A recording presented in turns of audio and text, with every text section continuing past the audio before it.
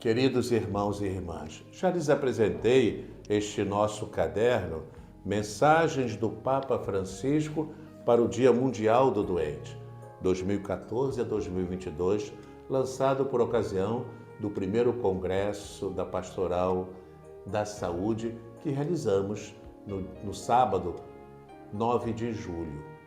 E hoje, meus queridos irmãos, dando continuidade às catequeses sobre a presença da Igreja junto aos fragilizados, especialmente aos enfermos, e na última catequese falamos sobre o sentido salvífico do sofrimento, hoje eu gostaria de retomar uma reflexão já numa outra ocasião realizada, que é sobre a solicitude eclesial pelo homem, a solicitude eclesial pelo ser humano. A missão da Igreja, enquanto prolonga a missão salvífica de Cristo, é sem dúvida alguma integral, ou seja, atinge o homem todo na globalidade de suas dimensões. Esta missão, tal como a contempla, por exemplo, a carta encíclica Redemptor Hominis de São João Paulo II, abarca seja a dimensão escatológica, seja a dimensão temporal do homem. Interessa-se quer por suas relações com Deus, quer por suas relações com os demais homens. É sensível, seja à esfera da interioridade humana, seja àquela de sua natureza social. Em uma palavra, a específica e prioritária preocupação da Igreja com o destino divino, que desde toda a eternidade Deus preparou para o homem, não diminui, mas ao contrário, intensifica a sua atenção a tudo aquilo que incide sobre o destino humano no mundo temporal. Do destino humano no mundo temporal, nada se subtrai à solicitude da Igreja. Ela, como dizia São João Paulo II, não pode permanecer insensível a tudo aquilo que serve ao verdadeiro bem do homem, assim como não pode permanecer indiferente àquilo que o ameaça. Eis um aspecto não acidental da missão da Igreja. Tal aspecto, que certamente não constitui o elemento mais essencial e primordial da missão eclesial, tem sido, todavia, constantemente contemplado pela doutrina social da Igreja e bastante enfatizado pelos sumos pontífices. João Paulo II, desde a sua programática encíclica, São João Paulo II enfatizou o cuidado para com o destino humano no mundo temporal. Trata-se, segundo ele, de uma exigência decorrente daquele princípio eclésio-antropológico central na Redemptor Hominis, segundo o qual o homem é a via da Igreja, via da sua vida e experiência cotidiana, da sua missão e atividade. Se é esta a posição do homem, de cada homem, em relação à Igreja, então, concluía São João Paulo II, a Igreja do nosso tempo tem de estar de maneira sempre renovada, bem ciente da situação de tal homem. Este estar a par da situação do homem implica, sem dúvida, a ciência e a consciência das possibilidades do homem, das ameaças e dificuldades que sofre. E entre nós e em nossos dias, urge certamente o dever eclesial de um conhecimento sempre renovado da situação humana. Não pode, pois, queridos irmãos e irmãs, não pode, pois, deixar de ecoar no coração da Igreja esta incisiva orientação da Redemptor Hominis. A Igreja deve estar bem ciente das possibilidades do homem, que tomam sempre nova orientação e assim se manifestam. Ela tem de estar bem ciente, ao mesmo tempo ainda, das ameaças que se apresentam contra o homem. Ela deve estar cônscia, outro sim, de tudo aquilo que parece ser contrário ao esforço para que a vida humana se torne cada vez mais humana.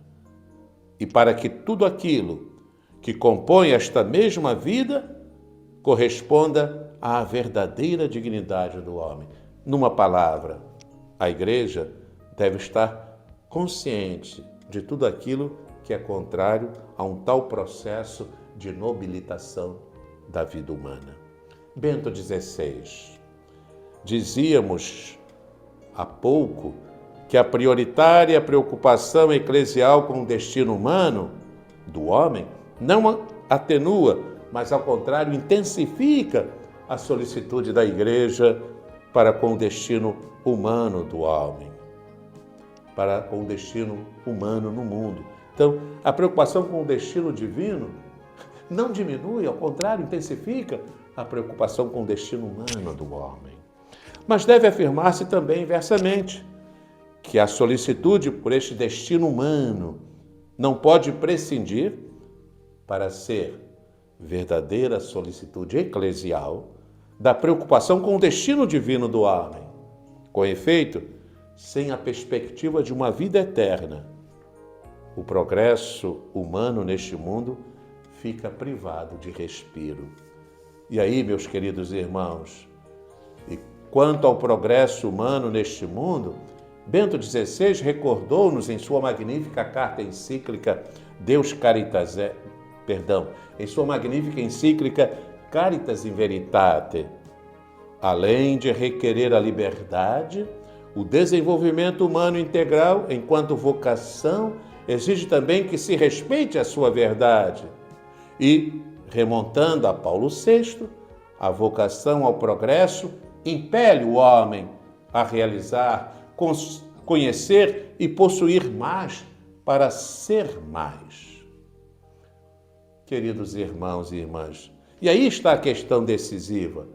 Que significa, do ponto de vista do progresso humano e da solicitude eclesial em seu favor, este ser mais? Quero expressar, seguindo Bento XVI, muito sinteticamente, o que significa esse ser mais. Esse ser mais significa a promoção de todos os homens e do homem todo. Significa jamais prescindir, no ocupar-se do desenvolvimento humano, da necessária referência a Cristo, chave hermenêutica do mistério do homem, chave que abre para nós o mistério do homem. Esse ser mais significa perscrutar os sinais dos tempos e interpretá-los, oferecendo ao mundo uma visão global do homem e da humanidade, uma visão que não pode prescindir da vocação divina do homem. Esse ser mais significa ainda assumir uma antropologia, uma visão do homem que, fazendo apelo a um humanismo transcendente, permite abarcar tanto o plano natural como o sobrenatural, pois a ausência de Deus enfraquece nossa capacidade de reconhecer a ordem natural, o fim e o bem. E o Papa Francisco, em sua primeira exortação apostólica, a Evangelii Gaudium, Francisco afirma que os pastores, acolhendo as contribuições das diversas ciências, têm o direito de exprimir opiniões sobre tudo aquilo que diz respeito à vida das pessoas, pois, e eis a razão motivadora do mencionado direito, a tarefa da evangelização implica e exige uma promoção integral de cada ser humano. Assim, prossegue o Papa Francisco, já não se pode afirmar que a religião deve limitar-se ao âmbito privado e serve apenas para preparar as almas para o céu. Sabemos que Deus deseja a felicidade dos seus filhos também nesta terra, embora estejam chamados à plenitude eterna. Porque Ele criou todas as coisas para nosso usufruto, para que todos possam usufruir delas. Por isso, citando São João Paulo II, em sua exortação apostólica pós-sinodal Ecclesia in America, Francisco conclui: a conversão cristã exige rever especialmente tudo o que diz respeito à ordem social e à consecução do bem comum. Sabemos que recentemente o Papa Francisco, com a sua carta apostólica em forma de moto próprio, instituiu o dicastério para o serviço do desenvolvimento humano integral. E nessa sua carta apostólica, em que ele cria esse organismo, Francisco afirma: em todo o seu ser e agir, a Igreja está chamada a promover o desenvolvimento integral do homem à luz do Evangelho. Este desenvolvimento tem lugar mediante o cuidado dos bens incomensuráveis, da justiça, da paz e da proteção da criação. Em seguida, justificando a oportunidade da criação do novo dicastério, Francisco declara: o sucessor do apóstolo Pedro, na sua obra a favor da afirmação de tais valores, justiça, paz e proteção da criação, adapta continuamente os organismos que colaboram com ele para que possam atender melhor às exigências dos homens e mulheres a quem estão chamados a servir. E acrescenta: portanto, a fim de implementar a solicitude da Santa Sé nos âmbitos mencionados, bem como com aqueles relacionados com a saúde e as obras de caridade, instituo o dicastério para o serviço do desenvolvimento humano integral. Tal organismo, observa Francisco, terá competência, de modo particular, nas áreas relacionadas com as migrações, com os necessitados, os enfermos e excluídos, os marginalizados e as vítimas dos conflitos armados e desastres naturais, os encarcerados, os desempregados e as vítimas de qualquer forma de escravidão e de tortura. Com impressionante força, portanto, se expressa em Francisco o cuidado com o destino humano no mundo temporal. Queridos irmãos e irmãs, Deus a todos abençoe.